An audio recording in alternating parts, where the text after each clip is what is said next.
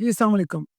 آج کشمیر ڈے ہے اور میں کشمیر کے حوالے سے ماضی میں جانے کی بجائے شروع کروں گا اگست 5 2019 سے, جب انڈیا نے آرٹیکل 370 کو ریووک کر دیا, جس کے مطابق اب کشمیر کی کوئی آزادانہ حیثیت نہیں تھی اور مقبوضہ کشمیر باقاعدہ طور پر انڈیا کا حصہ بن گیا تھا.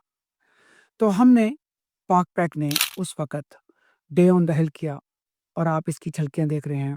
اس پہ بات کریں گے صدر پاک ٹیک راؤ کامران صاحب ہمارے ساتھ موجود ہیں. بہت شکریہ راؤ کامران صاحب آپ کے وقت کا. ایک بار پھر امریکی صدر کی جانب سے کہا گیا ہے کہ پاکستان اور بھارت چاہیں تو مدد کے لیے تیار ہیں. کتنا آپ کو سنجیدہ لگتا ہے امریکہ ان معاملات کو حل کرنے کے لیے؟ السلام علیکم. تھینک یو سو مچ. مجھے آپ نے یہ موقع دیا اپنے خیالات کے اظہار کا. دیکھیں, ڈونلڈ ٹرمپ واقعی سیریس ہے اور اس کی باقاعدہ وجہ ہے. اگر آپ دیکھیں کہ پچھلے 1-1.5 مہینے میں کوئی پاکستانی امریکن آپ دیکھیں گے نہیں وہ چین سے بیٹھا ہوگا. آپ ابھی ہماری جو پاک پیک ہے وہ واشنگٹن ڈے آف ایکشن کر رہی ہے کیپٹل ہل کے اوپر سپتمبر 18 کو, اور پوری کانگریس آ رہی ہے اور پورے امریکہ سے لوگ آ رہے ہیں. اس وقت ہم نے انڈیا کے اس تسلط کے خلاف 37 کانگریس مین سے بائی پارٹیشن لیٹر لکھوایا. یہ پہلا اور آخری لیٹر تھا جس میں ہم نے بطور پاکستانی کشمیریوں کا ساتھ دیا. اس کے بعد سے اب آپ دیکھ ہی رہے ہیں کہ لوگ کتنے دعوے کر رہے ہیں 368 سگنیچرز کے, لیکن جو بھی ذرا عقل مند ہے اس کو پتا ہے کہ دوسرے کے گول میں جا کر کرنا 370 اپنے گول میں کرنے سے کہیں زیادہ بہتر ہے.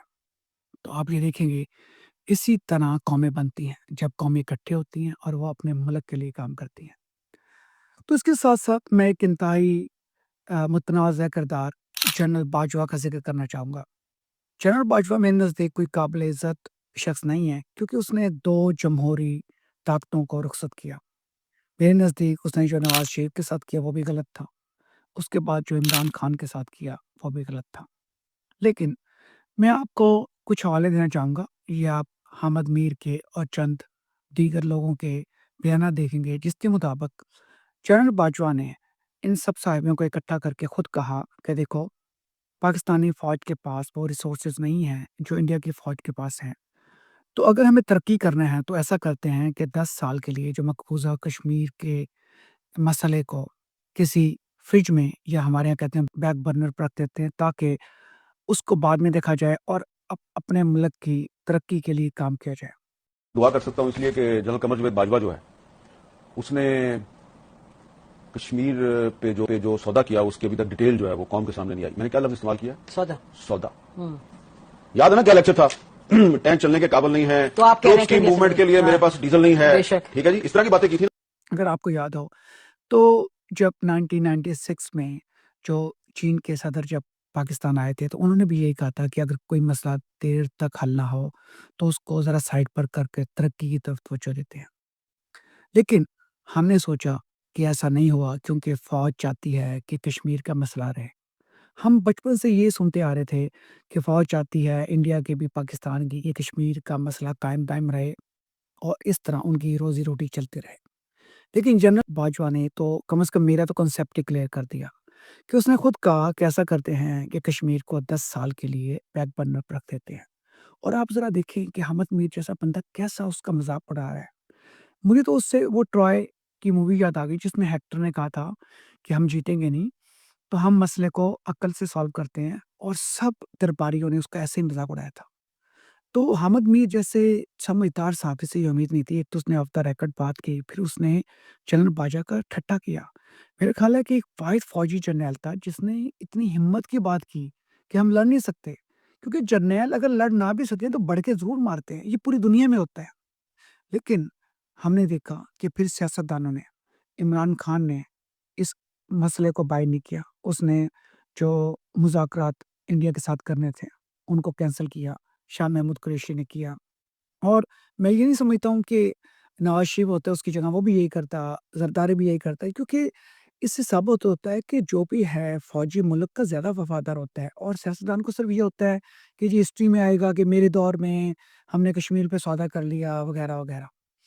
تو جب بھی تاریخ لکھی جائے گی اس بات کی اہمیت ہوگی کہ ایک جرنیل نے خود کہا کہ کشمیر کو ذرا سائڈ پر رکھ کر ملک کی ترقی کی بات کرتے ہیں. اور دوسرا جنرل باجوہ کا جو میرے نزدیک ایک اہم چیز یہ ہے کہ جب وہ عمران خان کو نکال رہا تھا تو عمران خان نے آفر کی تھی کہ وہ ایکسٹینشن لے لے، چاہے وہ فیلڈ مارشل بن جائے، اور جنرل باجوہ نے یہ قبول نہیں کیا۔ میں مانتا ہوں کہ اس کو لالچ ہوگا کہ چلو یار مجھے ایکسٹینشن دوسری قوموں سے بھی مل جائے گی، لیکن کم از کم اس کے دل میں یہ بات تو تھی نا کہ میں ایک ایسی رجیم کو لے کے آیا ہوں جو پاکستان کی اکانومی کو تباہ کر رہی ہے، تو ابھی مجھے ان کے ساتھ مزید نہیں رہنا۔ میں یہ نہیں کہہ رہا کہ اس کی عقل کوئی زیادہ تھی، میں سمجھتا ہوں کہ جرنیل کا تو یہ کام ہی نہیں ہے، نہ اس کا یہ کام تھا نواز شریف کو نکالنا، نہ اس کا یہ کام تھا عمران کو لانا، اور پھر نہ اس کا یہ کام تھا عمران کو نکالنا، لیکن میں کم از کم یہ سمجھتا ہوں کہ اس نے ضمیر کی حد تک صحیح فیصلہ کیا۔ یہ اور بات ہے چونکہ اس میں عقل نہیں تھی، اس میں دانش نہیں تھی، تو اس فیصلے کے بھی اثرات ملک کے اوپر اچھے نہیں پڑے۔ تو آج کشمیر ڈے ہے، باتوں کے ساتھ ساتھ تھوڑی سی لاجک، تھوڑی سی ہسٹری اور تھوڑی سی وزڈم کا بھی مظاہرہ کریں۔ لیکن آپ مجھے بتائیں، مجھے باجوہ کی تعریف کر کے کیا فائدہ ملنا ہے؟ جنرل عاصم اور اس کی پوری ٹیم باجوہ سے نفرت کرتے ہیں، یہ بھی لوگ سننے کے بعد شاید مجھ سے بھی کریں۔ نواز شریف اور اس کی ٹیم نفرت کرتی ہے، عمران خان کی ٹیم تو کرتی ہے۔ تو یہ میں کسی کی سائڈس لے کے نہیں کر رہا ہوں، میں صرف آپ کو یہ بتانا چاہ رہا ہوں کہ کچھ ایسے فیکٹس ہیں جن کو ہم بات کرتے ڈرتے ہیں کیونکہ اس کی پذیرائی نہیں ہوتی، تو کوئی بات نہیں، پذیرائی نہ ہو، لیکن یہ ولاگ بھی ہسٹری کا حصہ رہے گا۔ شکریہ۔